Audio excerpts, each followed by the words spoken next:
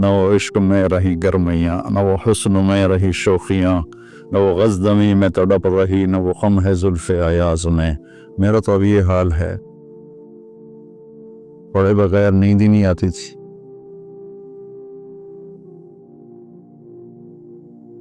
سب سے زیادہ حضرت علی کے فضائل ہیں، سب سے زیادہ مرتبہ وہی ہے جو اہل السنت والجماعت کا ہے، لیکن آپ پڑھیں البدایہ والنہایہ، جب ترجمہ کا لفظ آتا ہے تو سب سے زیادہ حضرت علی رضی اللہ عنہ کے فضائل، اور یہ فضیلت ان کی بڑی بلند و بالا ہے۔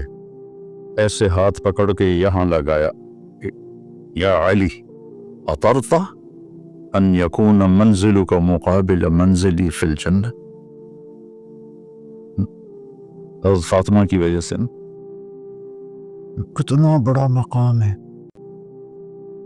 تو راستے میں بڑے خوبصورت مناظر آتے ہیں، چیلاس پر تو پھر کالے پہاڑ شروع ہو جاتے، اس سے پہلے بڑے خوبصورت مناظر آتے، پہاڑوں سے ایسے چشمے گر رہے ہوتے، تو ایک پہاڑ سے گزرے نا تو اس میں سے چشمے بہت سارے گر رہے تھے، تو ایک دم مجھے یہ جملہ سمجھ میں آیا کہ میں نے گاڑی رکوا لی، میں نے کہا یار ہے وکھن دے، میں ان کو ایسے دیکھ رہا تم یتفجر العلم من جوانبہ، پہاڑ کے پتھروں سے چشمے نکل رہے تھے 15-20، تو انہوں نے پورے پہاڑ کو خوبصورت بنا دیا تھا۔ اب تصور کرو اگر اس پہاڑ کے ہر پتھر سے چشمہ پھوٹ رہا ہو تو کتنا خوبصورت ہوگا۔ علی کو اس جملے میں پہاڑ دکھایا گیا ہے، اور اس کے ایک ایک پتھر سے علم کے چشمے نکل رہے ہیں، اس کے ایک ایک رومے سے علم کے چشمے نکل رہے ہیں۔ وہ کیا چیز ہو، اور حکمت زبان کا بول ہے، من یؤت الحکمت فقد اوتی خیرا کثیرا، اور ان کو حکمت نے چاروں طرف سے گھیرے میں لے لیا ہے۔ صرف ان کی زبان کا فعل نہیں رہا حکمت، بلکہ پورے وجود نے حکمت کا لباس پہن لیا۔ اور پھر وہ کہتے ہیں قلت الذات بعد السفر وحشت الطریق، پی جا ایام کی تلخی کو بھی ہنس کے ناصر، غم کو سہنے میں بھی قدرت نے مزہ رکھا ہے۔ اور زرار ابن زمرہ کنانی فرماتے ہیں وَلَقَدْ رَأَيْتُهُ فِي بَعْضِ مَوَاقِفِهِ وَقَدْ أَرْخَى اللَّيْلُ سُدُولَهُ وَغَارَتْ نُجُومُهُ وَهُوَ قَائِمٌ فِي الْمِحْرَابِ يَتَمَلْمَلُ تَمَلْمُلَ السَّلِيمِ، سانپ کا ڈسا ہوا تململ السلیم، وہ ایسے تڑپ رہے تھے جیسے سانپ کا ڈسا تڑپتا ہے۔ وَيَبْكِي بُكَاءَ الْحَزِينِ، اور ایسے رو رہے تھے جیسے غموں کا مارا روتا ہے۔ یہ وہ ہے جس کو کہا گیا تیرا گھر میرے گھر کے سامنے ہوگا۔ وَيَقُولُ لِلدُّنْيَا إِلَيَّ تَغَرَّرْتِ، مجھے دھوکہ دینے آئی ہے، إِلَيَّ تَشَوَّقْتِ، میرے شوق میں آئی ہے، إِلَيَّ تَشَوَّفْتِ، مجھے جھانکیاں ڈالتی ہے، ہیہات ہیہات غُرِّ غیری قد بتتک الثلاث عمرک قصیر ومجلسک حقیر وخطرک یسیر۔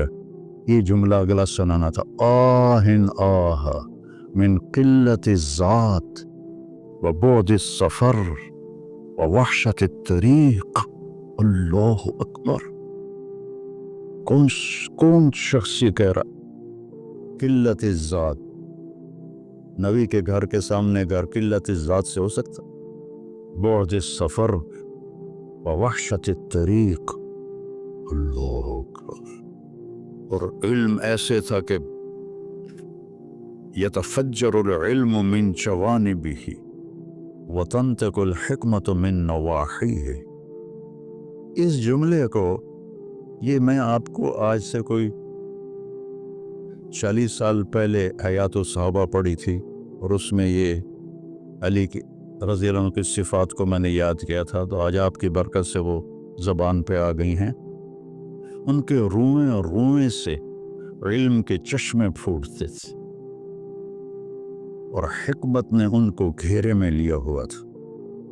میں نے یاد بھی کیا، میں نے ترجمے بھی کیے، لیکن اس کو حقیقی طور پر میں سمجھا۔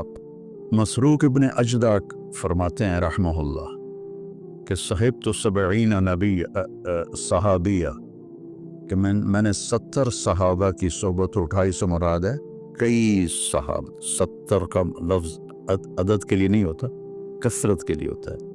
تو میں نے ان سب کا علم 6 آدمیوں میں دیکھا: عمر بن خطاب، عبداللہ بن مسعود، علی بن ابی طالب مہاجرین میں سے، زید بن ثابت، معاذ بن جبل، ابی بن کعب انصار میں سے۔ پھر ان 6 کے ساتھ میں رہا تو میں نے 6 کا علم 2 میں دیکھا: عبداللہ بن مسعود، علی بن ابی طالب۔ میرا اس پہ اضافہ ہے کہ میں نے ان 2 کو پڑھا تو مجھے علی بن طالب سب پر فائق نظر آئے کہ ان سے بڑا عالم صحابہ میں کوئی نہیں تھا، انتہا پر۔ اور یوں ہاتھ پکڑا اللہ کے نبی نے، اور ایسے اب ابن کبھی بڑے جذبے جہان سے